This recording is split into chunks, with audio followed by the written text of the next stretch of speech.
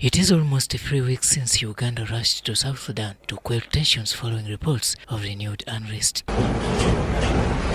However, the move has been widely condemned, although many have applauded the gesture. Till date, Uganda justifies the need to help a neighbor whose house is under fire. With our presence there now, it has brought in some reassuring and encouraging development. Speaking to UBC, Colonel Magyezi said that the worst had befallen South Sudan to the extent of forcing foreigners to flee the country.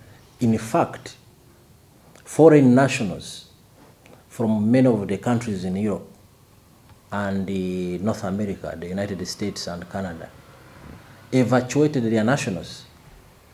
They came here in Uganda to Entebbe, and others proceeded to other places because of that emerging security threat. According to Uganda People's Defense Forces Acting Information Officer Colonel Magyezi, South Sudan was headed for a civil and political war had Uganda not stepped in on time. If the UPDF had not intervened as we did a fortnight ago, South Sudan would be in full-scale violence right now and on fire, with people dying in their hundreds or even thousands. Uganda maintains that there was no harm in siding with the legitimate government of South Sudan. There is a legitimate authority in South Sudan, and that is the government of South Sudan, headed by His Excellency President Salva Kiir.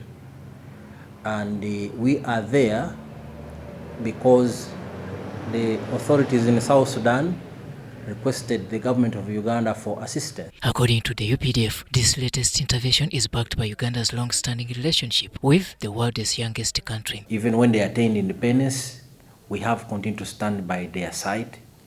Uganda has paid a very significant price in support of the aspirations of the people of South Sudan.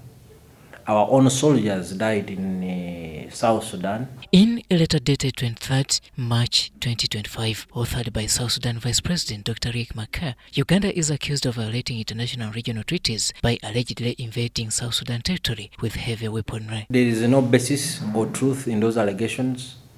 I think Dr. Riek Machar is driven by other ulterior motives.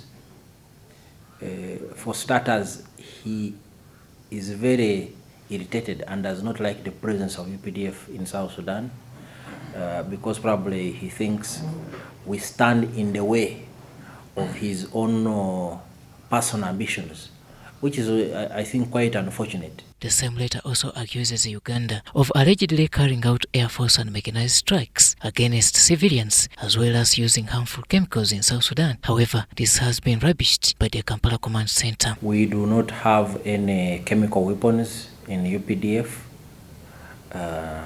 We have not applied any heavy weapons anywhere. Actually, we have not been engaged as we speak in any violent hostilities with anyone. For now, it is not yet clear as to when and how Uganda will withdraw its forces from South Sudan, but according to the UPDF, safety and security situations will determine the end. Robert Nyango, UBC News.